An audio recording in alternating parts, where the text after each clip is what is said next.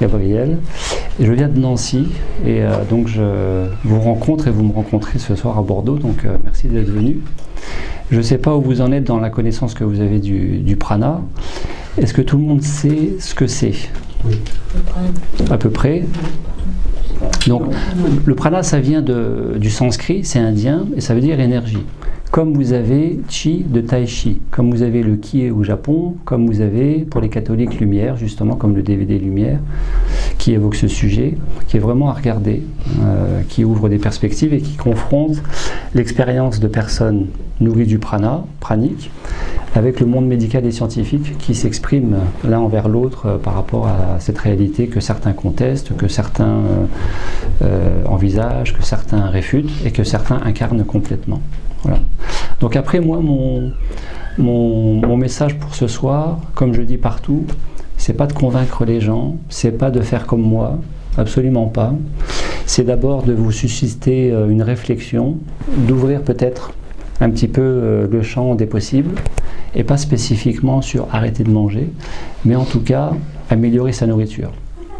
Parce que dans nourriture pranique, on parle systématiquement de ne plus manger, or c'est faux.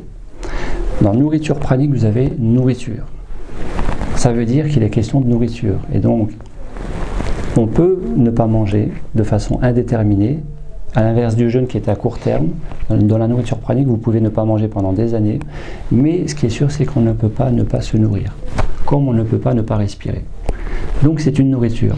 Et ce qui défie la science et ce qui défie l'être humain cartésien et sceptique, c'est que cette nourriture, on ne la voit pas spécialement. Sauf qu'avec un petit peu d'entraînement, alors c'est sûr que c'est pas un bout de pain, c'est pas un steak, c'est pas des frites, c'est pas des fruits, mais avec de l'entraînement, ici ça sera un petit peu compliqué, mais sur un fond uni, sur un ciel gris ou un ciel bleu, ou sur un fond peut-être ici.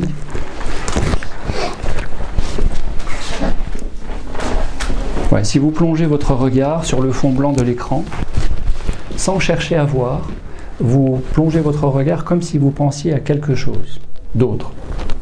Vous regardez un peu dans le flou et vous allez vous laisser surprendre par des particules dorées qui apparaissent devant votre écran. Ben ça, c'est les particules de prana. Alors prana, c'est un terme qui est un petit peu entre guillemets New Age. Et vous avez l'appellation scientifique depuis 1973 avec le professeur Fritz Albert Popp, scientifique physicien allemand, qui a dénommé scientifiquement cette particule prana comme étant le biophoton, la particule photonique, particule de lumière. Qui vient de où? Qui vient du Soleil et qui vient de l'univers, du cosmos en tant que tel, puisque nous sommes dans une galaxie, mais il n'y a pas de raison de penser qu'il n'y a pas d'autres galaxies et d'autres soleils. Donc le photon, ça vient de cet univers. Sans laquelle, particule de lumière, rien de ce qui est vivant ne serait possible. Dans le règne végétal, animal, humain, et on dit même minéral, rien n'existerait sans cette énergie de vie, énergie universelle de vie. Donc à partir de là, c'est facile. Vous avez deux nourritures. Vous avez la nourriture d'en bas, c'est-à-dire la terre, et au départ, c'est les fruits et légumes. Parce qu'on n'a jamais vu des arbres à pizza, ou des arbres à choucroute, ou à Mars, ou à Snickers. Et vous avez la nourriture d'en haut, c'est-à-dire la nourriture du ciel. Et ce qu'on ne savait pas, c'est que la nourriture du ciel influençait énormément la nourriture d'en bas, de la terre, et que finalement la nourriture d'en bas de la terre n'est ni plus ni moins que de l'énergie condensée, densifiée. Comme la physique quantique le dit aujourd'hui, nous ne sommes qu'énergie. Et ce qui nous manque, c'est pas tellement l'énergie, c'est d'avoir un peu plus de conscience et de réaliser que nous sommes partie intégrante de l'univers, que nous sommes composés d'énergie, mais qu'en plus d'être dans l'univers, l'univers est aussi en nous.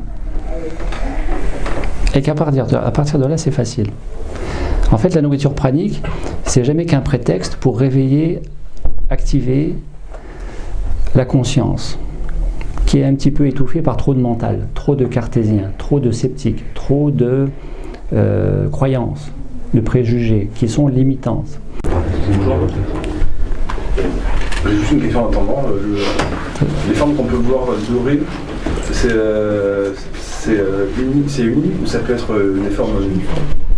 Alors après, il y a des ondulations, ça peut être des courants, ça peut être des poussières dans le liquide aqueux, dans l'humeur aqueuse de l'œil, donc des impuretés qui sont dans l'organisme au niveau de l'œil, puis ça peut être la particule en tant que telle, mais ces ondulations, après ça peut être un chauffage qui donne une impression d'énergie, mais c'est simplement l'énergie calorifère. Ce sont que des particules, des paillettes dorées.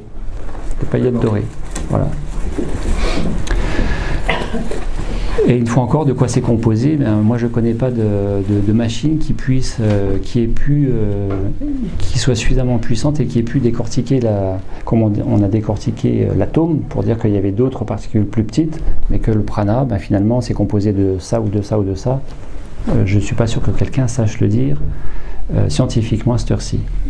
Scientifiquement.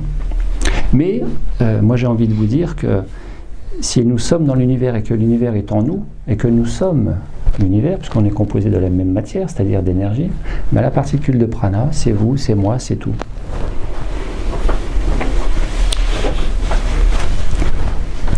Amusez-vous avec ça.